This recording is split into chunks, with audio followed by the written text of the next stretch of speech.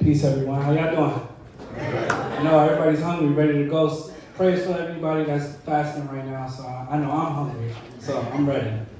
Yes, so our introduction of who we are. We are the Albany Pine Hills Development Project group that we are out here discussing. We have a 120 residential unit infrastructure project that will be afforded mixed use. I believe we have a portion of that is going to be dedicated to market rate, and then the other portion is also going to be dedicated to a low and moderate income family housing.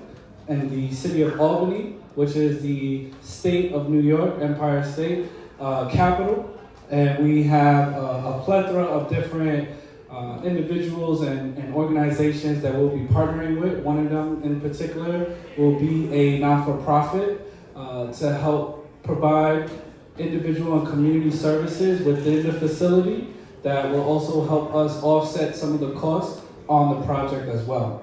And we have our team here. Myself, Paul Bettis, I'm a commercial, residential, retail, office, and industrial economic developer and social impact leader. I'm also a licensed realtor, and I'm also part of Realtist, which is NARAB.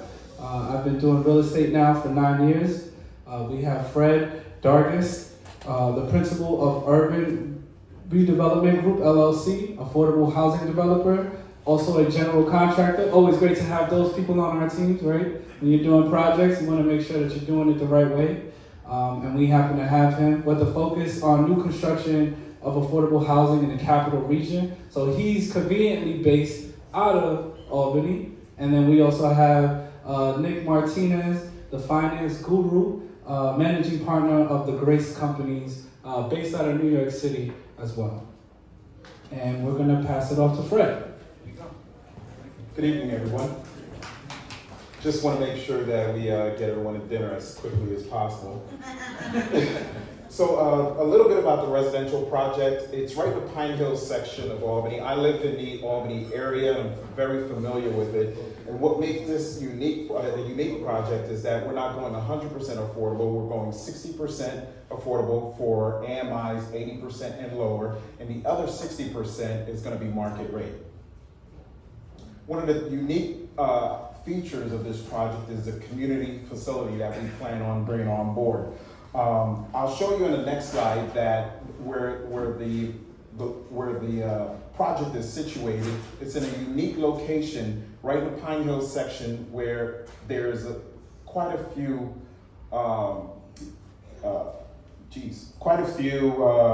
schools, local schools, primarily the Albany Pharmacy College, the Albany Medical College, law school, and so on. So our goal is to mix both of these groups in with our affordable housing partners.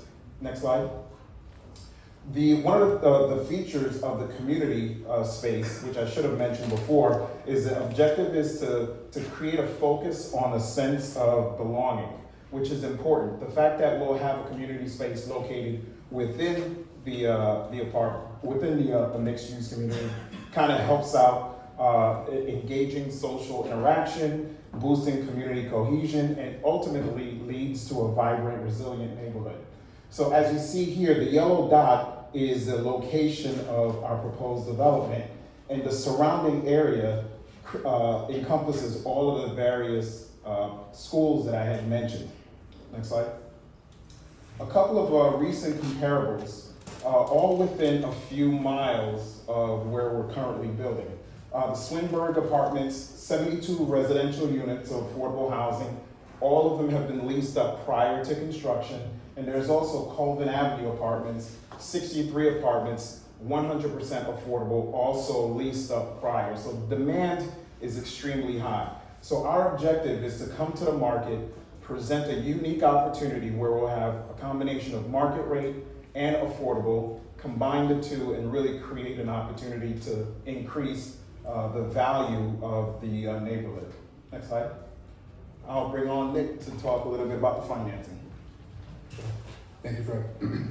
All right, so just to go through this very quickly, ultimately this is a project that's about $51 million. Not sure why it says something different, it's 44 there, but it's actually $51 million, most of which is construction financing at about $30 million. We've got two sub-debt sources that we're using related to financing that's a little bit favorable to us in terms of doing the project. One of the secret sauces to this project is the fact that there is a statewide RFP out there for community organizations in order to partner in JV to bring a community center to the site. We ultimately were able to win that, and with that we were able to have a 15-year lease with a space that's getting about $35 a square foot. Next slide, please. And with that, we were able to have a really nice capital stack for us in order to pay down a lot of the debt on the back end when it comes to the lease. So as Fred mentioned, we've got 120 units, of which half of which are market rate. Those are studios. Those are for students that want to live off campus with present day amenities and luxuries that are afforded to many student on campuses, especially in a place that can get cold like Albany. We've got 30% AMI, 60% AMI, and 80% AMI units that will allow for families to be able to live in the development at a reasonable price in the market. We should say that our underwriting for this actually utilized the live comps that we have in terms of construction as well as rents. We use Novogradic's calculations in order to get to the rents. We also utilize a number of different comps to make sure that as we project it out for a 10-year hold, what it would look like if we were to do a Y15 deal for 100% affordable, where at this stage we decided to use $5 million of 4% LIHTC for the project. We know the next one. If we look at the sources and uses on this one, it calls out what the overall pay is. Our ask for investors on this deal is $5 million worth of equity. That matches about the 4% LIHTC equity that we'll receive for the project. We've got the sub debt at just about $10 million. We already called out the $30 million worth of construction debt. We have a $4 million developer fee that's deferred. With that, we expect for our investor to be in the project for at least 10 years with an option to exit in year 5.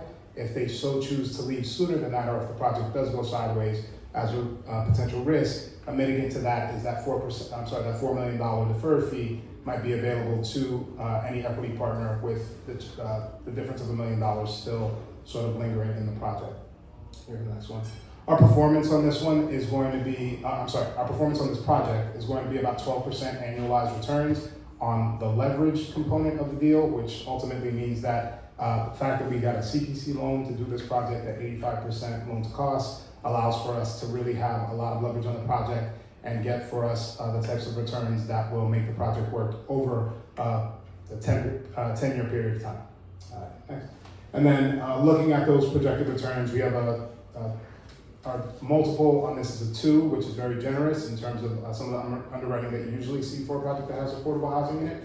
Our DSCR is about 1.29, not too dissimilar from Date. They had great numbers, and we think that their project is also very attractive. I actually looked at the back and said, like, really good underwriting. Ultimately, what we would like to see is for our net distributions for our investors to want to get out of the deal over a 10-year period, but if they decide to leave a little early, we'll make sure that they're happy by way of some of the limited partner returns that will be in the 12% range, whereas we as a GP partner will likely have it somewhere closer to 8. So then I'll pass it off to Paul, and then we're off to dinner. So I'm going to close this out. We have a great, wonderful project. It's in a great neighborhood. We're all encompassing because it's going to be mixed use. It's also going to have mixed incomes in the building.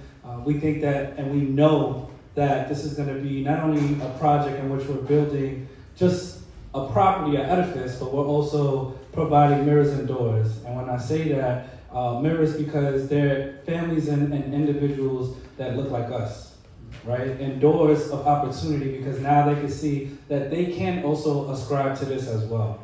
And we understand coming from humble beginnings, Bronx, Albany, Section A, whatever may have you, now we're doing real estate development. So sky's the limit. Thank you.